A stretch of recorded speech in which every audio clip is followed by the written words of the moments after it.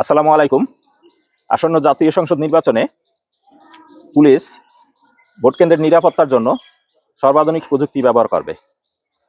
পুলিশের অফিসার যারা নির্বাচনী ভোট কেন্দ্রে দায়িত্ব পালন করবে তারা বডি অন ক্যামেরা ব্যবহার করবে এবং এই ক্যামেরার মাধ্যমে কেন্দ্রের যদি কোনো ধরনের বিশৃঙ্খলা সৃষ্টি হয় সেটা সাথে সাথে রেকর্ড হয়ে যাবে এবং দ্রুত পুলিশ ব্যবস্থা নিয়ে ভোট কেন্দ্রের বিশৃঙ্খলা দূর করতে পারবে। আসুন আমরা দেখি এই ক্যামেরাটা কিভাবে কাজ করে। আসসালামু আলাইকুম। আমার ইউনিফর্মের সাথে পরিহিত যে অত্যাধুনিক যন্ত্রটি দেখতে পাচ্ছেন এটার নাম বডি অন ক্যামেরা। আসন্ন জাতীয় সংসদ নির্বাচনে পুলিশের সব ধরনের আইন শৃঙ্খলা রক্ষার জন্য কেন্দ্রে প্রত্যেকজন অফিসারের শরীরে এই বডি অন ক্যামেরা থাকবে।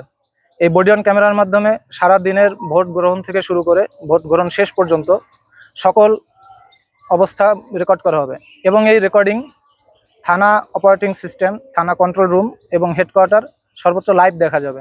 যে কোনো সময় যে কোনো প্রয়োজনে যদি এই ক্যামেরার মাধ্যমে বিপদ সংকেত জানানো হয় বা কোনো ধরনের বিশৃঙ্খলার কথা জানানো হয় সেটা কন্ট্রোল রুম সরাসরি জানতে পারবে এবং এই সম্পূর্ণ কার্যক্রম ভিডিওতে রেকর্ড থাকবে। বডি অন ক্যামেরায় প্রথমে পাওয়ার বাটন রয়েছে। এই পাওয়ার বাটনে আমরা যদি 3 বার ক্লিক করি এটা SOS সিগন্যাল প্রেরণ করবে, যে সিগন্যালের মাধ্যমে কন্ট্রোল রুম বুঝতে পারবে যে ওই ক্যামেরাটি যে কেন্দ্রে রয়েছে সেই কেন্দ্রে কোনো ধরনের বিশৃঙ্খলা বা কোনো ধরনের সমস্যা তৈরি হয়েছে।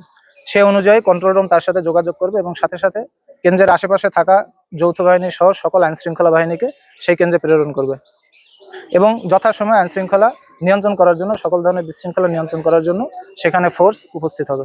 পাশাপাশি আমাদের যদি কোনো স্থির চিত্র ধারণ করতে হয় সেটা আমরা এই ক্যামেরা থেকে ধারণ করতে পারবো এবং আমার থানা গ্রুপের মধ্যে যদি কারোর সাথে কথা বলতে হয় সেখানে ওয়্যারলেস সেটের মতো আমরা এই বডি অন ক্যামেরাটি ব্যবহার করতে পারবো। আসুন আমরা এবার দেখি আমাদের এই ক্যামেরাটি কিভাবে লাইভ দেখায় এবং আমরা কিভাবে কন্ট্রোল রুম থেকে এটা মনিটরিং করব। এটি হলো ডকিং স্টেশন।